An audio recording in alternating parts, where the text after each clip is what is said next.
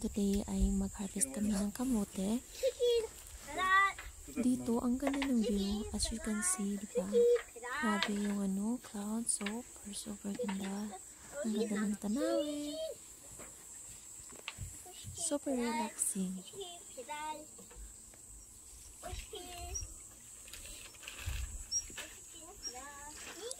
Diba? Super ganda niya.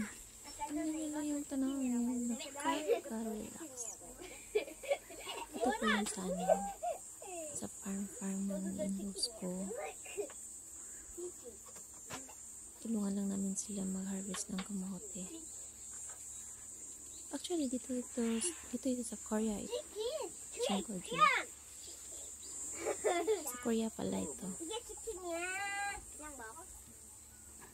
Mainit, pero medyo mahangin na rin siya kasi pag autumn, medyo lamig-lamig na yung hangin niya.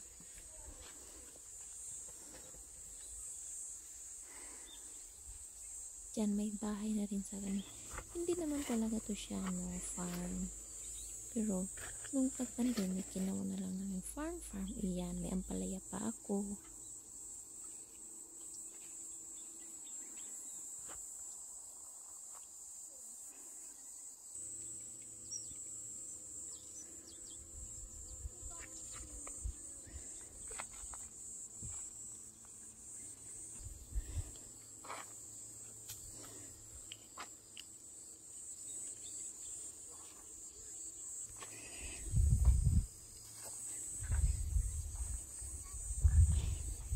Ayan, ito pala, mga naano namin, nahukay. Hukay ba ang tawag dyan? Hukay ba kung unsa na siya? Hukay? Nakaut? Kaut na mga kamote? Kasi lisod kayo mag-Tagalog, mag-English, mag-Korean pa, napag-Bisaya.